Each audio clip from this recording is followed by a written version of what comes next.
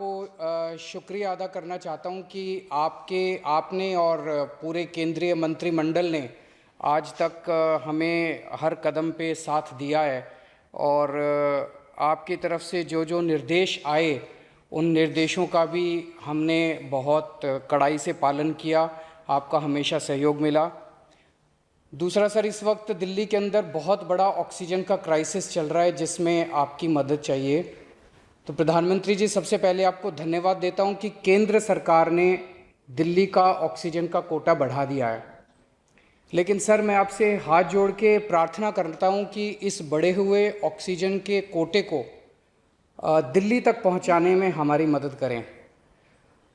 एक एस्टीमेट के हिसाब से दिल्ली को 700 टन ऑक्सीजन की ज़रूरत है। आपने हमारा कोटा 480 टन कर दिया, बहुत बहुत शुक्रिया।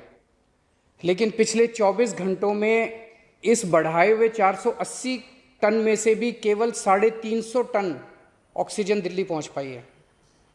प्रधानमंत्री जी, जब से ऑक्सीजन का संकट शुरू हुआ है मेरे फ़ोन बजते रहते हैं। कभी कोई अस्पताल कहता है कि 3 घंटे की ऑक्सीजन बची है, कभी कोई अस्पताल कहता है कि 2 घंटे की ऑक्सीजन बची है। हम कारण जानने की कोशिश करते हैं तो पता चलता है कि पीछे किसी राज्य ने दिल्ली के लिए ऑक्सीजन लाने वाले ट्रक को रोक रखा है। हमने मदद के लिए केंद्र सरकार में कुछ मंत्रियों को फ़ोन किए। शुरू में उन्होंने खूब सहयोग किया सर, लेकिन अब वो भी बेचारे थक गए हैं। सर, देश के संसाधनों पे तो 130 करोड़ लोगों का अधिकार है ना। अगर दिल्ली में ऑक्सीजन की फैक्ट्री नहीं है तो क्या दिल्ली के 2 करोड़ लोगों को ऑक्सीजन नहीं मिलेगी? जिस राज्य में ऑक्सीजन की फैक्ट्री है, क्या वो दिल्ली की ऑक्सीजन रोक सकते हैं? ऐसे में हम क्या करें? सर, मैं आपका बेहद शुक्रिया अदा करना चाहता हूं कि आज आपने ये मीटिंग बुलाई है। बहुत सही समय पे ये मीटिंग बुलाई है। पर सर, मैं आज ये जानना चाहता हूं कि अगर आज या कल या किसी भी टाइम हमारे दिल्ली के किसी अस्पताल में अगर 1 घंटे की, आधे घंटे की, 2 घंटे की ऑक्सीजन बच जाए और लोगों की मरने की नौबत आ जाए तो मैं फ़ोन उठा के केंद्र सरकार में किससे बात करूं? सर, मैं ये जानना चाहता हूं कि अगर कोई राज्य दिल्ली के कोटे की ऑक्सीजन का ट्रक रोक ले तो मैं फ़ोन उठा के किससे बात करूं? हालत काफ़ी ज़्यादा गंभीर हो चुके हैं सर। हम अपने लोगों को मरने के लिए तो नहीं छोड़ सकते। हमें लोगों को ये विश्वास दिलाना पड़ेगा कि एक एक ज़िंदगी हमारे सबके लिए कीमती है।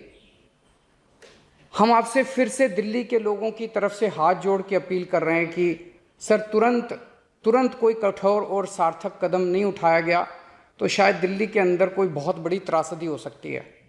मैं आपसे मार्गदर्शन चाहता हूं सर। सर, कुछ ही राज्य हैं जहां से मैक्सिमम दिल्ली की ऑक्सीजन आती है और जहां सबसे ज़्यादा दिक्कत आ रही है और जहां सबसे ज़्यादा हमारे ऑक्सीजन के ट्रक रोके जा रहे हैं। मेरी आपसे विनती है, अगर आप उन राज्यों के मुख्यमंत्री को एक बार बोल दें, फ़ोन कर दें कि हमारे ऑक्सीजन के ट्रक ना रोकें तो दिल्ली के लोगों को ऑक्सीजन मिल जाएगी। आपका एक फ़ोन ही बहुत है सर उनको। दिल्ली के 2 करोड़ लोगों की तरफ से मैं आज आपसे हाथ जोड़ के विनती कर रहा हूं कि सर, आप हमारी मदद कर सकते हैं। आप कृपया हमारी मदद कीजिए और अस्पताल में लोगों को ताकि ऑक्सीजन मिल जाए। ऑक्सीजन की कमी के कारण अस्पताल में जो हालत बने हुए हैं वो अब देखे नहीं जाते। लोग बहुत ज़्यादा तकलीफ़ में हैं सर।